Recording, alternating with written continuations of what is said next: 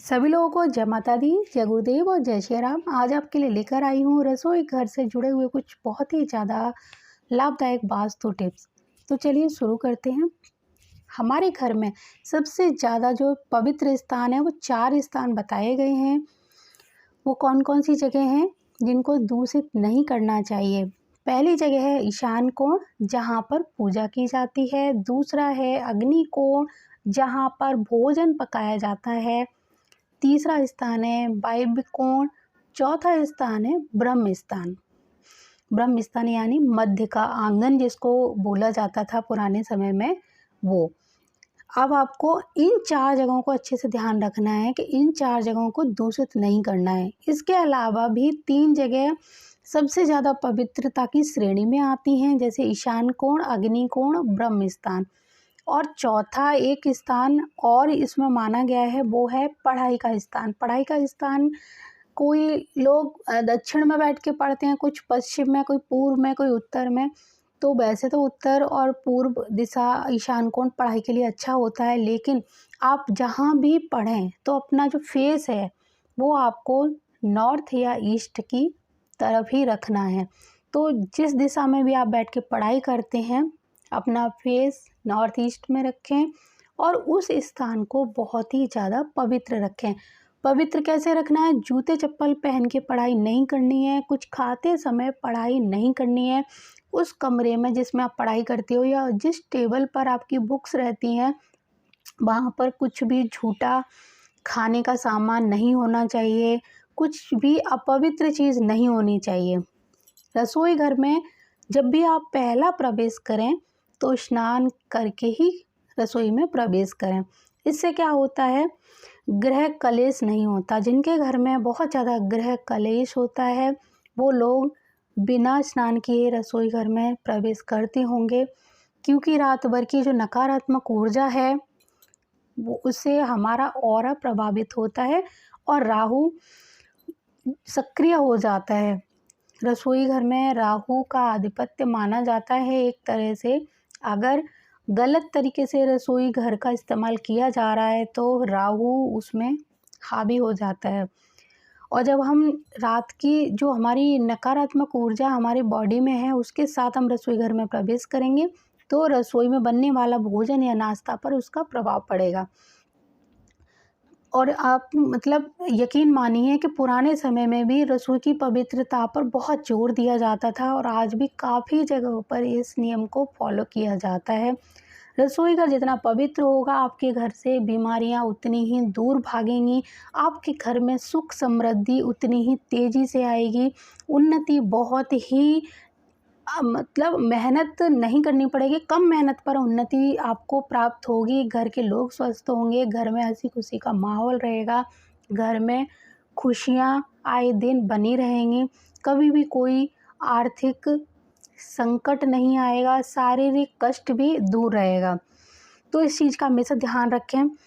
लेकिन अगर किसी कारण से आप रसोई घर में नहाकर प्रवेश नहीं कर सकते हैं तो आप एक काम तो कर ही सकते हैं, क्योंकि आधुनिक समय में बहुत कुछ बदला है, बहुत कुछ बदलाव हुए हैं, लोगों की दिनचर्या में परिवर्तन हुआ है। लोग उठने के समय बहुत ज़्यादा क्या होता है, उठते ही चाय पीते हैं, खाना खाते हैं, नाश्ता करते हैं। बहुत सारे लोग हैं बाद में नहाते हैं, ज़्यादा इस चीज़ को तवज्जो नहीं देते, यानी उस चीज़ को महत्व नहीं देते हैं कि उठ के कुल्ला किया, ब्रश किया, नाश्ता कर लिया। बहुत सारे लोग ऐसे हैं कि बिना नहाए धोए पूजा किए चाय भी नहीं पीते हैं। तो हर तरह के लोग हैं, मैं किसी एक को इसमें ब्लेम नहीं कर रही हूँ, मैं सब लोगों की बता रही हूँ कि बहुत सारे मैंने देखे हैं, उठते ही उनको बेड पे चाय चाहिए, उसके बाद वो नीचे बेड से उतरते हैं। तो ये इन सारी चीज़ों की वजह से भी बहुत सारे कष्ट हमें घेरे रहते हैं। तो आप क्या कर सकते हो, अब बहुत लोगों में क्या रहता है कि सुबह बहुत जल्दी होती है, वो नहीं नहा सकते हो, खाना नहीं पका सकते, तो एक काम तो कर ही सकते हैं कि वो सुबह उठें, उठ के अच्छे से हाथ पैर मुँह धोएं, उसके बाद जो रात के कपड़े आपने धारण किए हैं उन कपड़ों को बदल दें, चेंज कर दें, उसकी जगह कोई धुला हुआ वस्त्र एक अलग से रखिए, उसको पहन के रसोई घर में प्रवेश करें।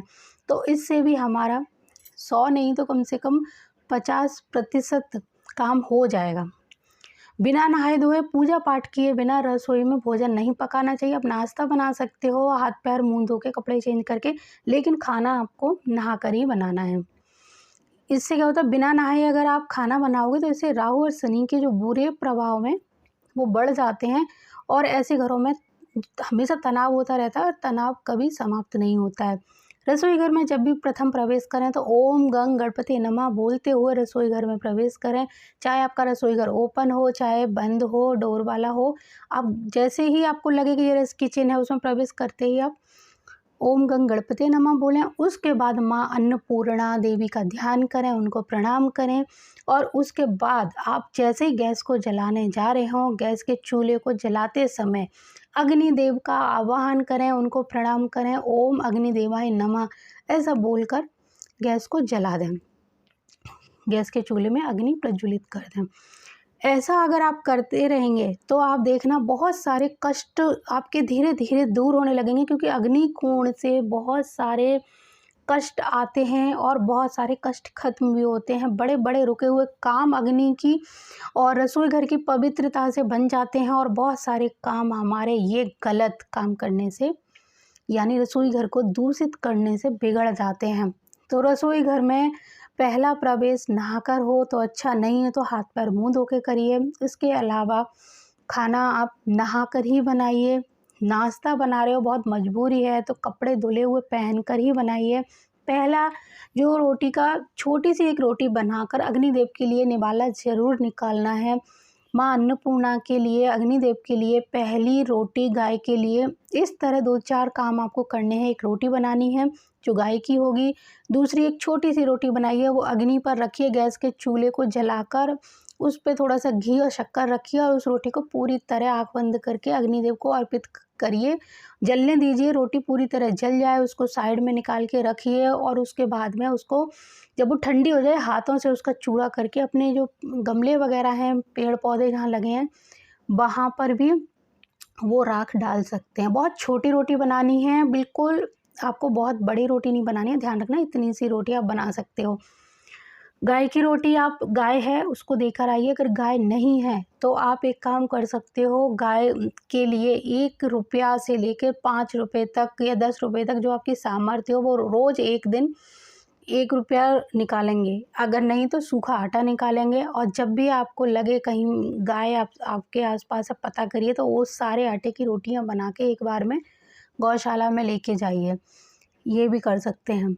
दूसरा, आपको एक चीज़ का ध्यान रखना है कि अगर आपके घर में बहुत ही दुख, कष्ट, संकट बहुत ज़्यादा बने रहते हैं तो आप रसोई घर की पवित्रता पर बहुत ध्यान दें, रसोई घर को पवित्र करना शुरू कर दें। रसोई घर में नहाकर ही प्रवेश करें, माँ अन्नपूर्णा का ध्यान करें, अग्निदेव का जो मैंने बताया है उस नियम का पालन करें। ये नियम एक दिन में आप नहीं कर सकते हो, भूल जाएंगे। कई दिन क्या होगा, आज आप कर लोगे कल भूल जाओगे। तो इसके लिए सबसे आसान उपाय है, इस पूरे नियम को लिखिए और जो गैस का चूल्हा है उसके पीछे की दीवार पर लगा दीजिए, जिससे आप रोज़ ही जब ये चीज़ उसको पढ़ेंगे और करेंगे, 2-4 बार गलतियाँ होंगी, फिर आपको आदत में आ जाएगा।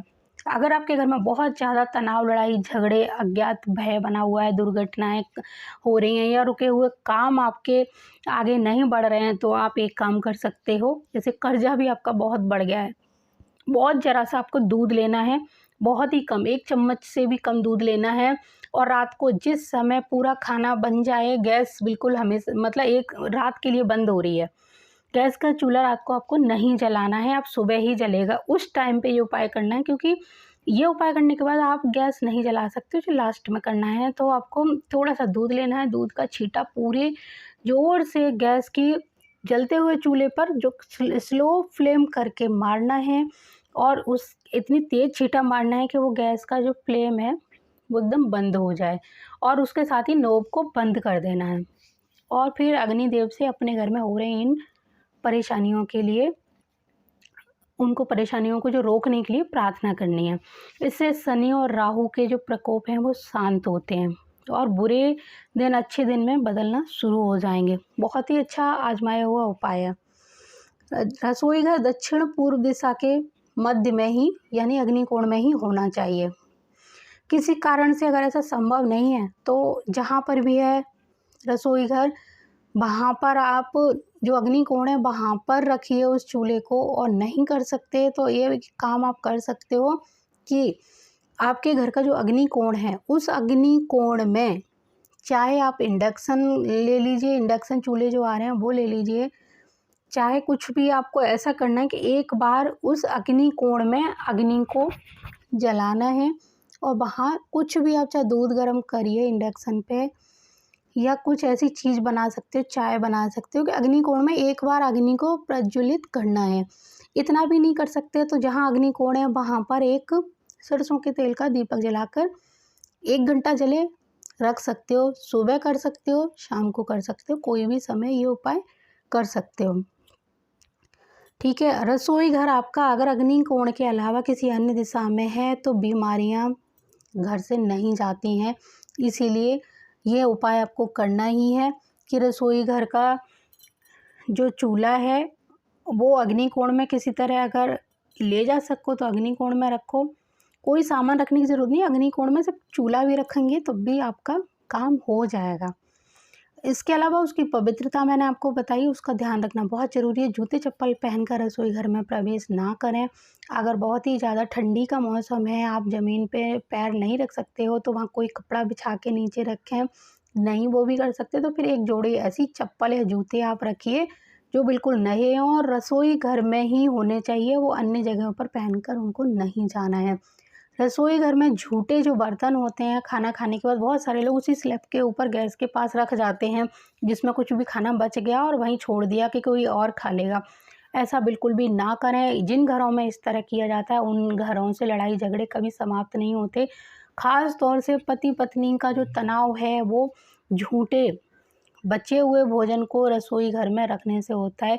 कोशिश करिए खाना उतना ही लें जितना खा सकें, इससे ज़्यादा आप भोजन ना परोसें तो बहुत ही अच्छा है। आप 4 बार ले लीजिए लेकिन एक बार भी आपको थाली में भोजन बिगाड़ना नहीं है, ये सारे लोगों को बताना शुरू करें। जब जब अन्न की बर्बादी होगी, जल की बर्बादी होगी, घर से बीमारियां नहीं जाएंगी, धन कभी रुकेगा नहीं ऐसे घरों में। इस बात को आप गांठ बांध के रख लीजिए, स्टैम्प पेपर पे नोट करके रख लीजिए। जब जब अन्न की बर्बादी और पानी की बर्बादी होगी तब तब घर से बीमारी नहीं जाएगी, सारा धन व्यर्थ का बीमारियों में खर्च होना शुरू हो जाएगा। तो ये थे कुछ रसोई घर से संबंधित वास्तु टिप्स। और भी बहुत सारी जानकारी है रसोई घर से संबंधित, लेकिन ये वीडियो बहुत बड़ा होने जा रहा था, इसीलिए मुझे अपनी वाणी पर इसी समय ब्रेक लगाना पड़ेगा। फिर कभी अन्य जानकारी और आगे की जानकारी के लिए मिलूंगी आपसे अगले वीडियो में। तब तक के लिए जय माता दी, जय गुरुदेव और जय सिया राम।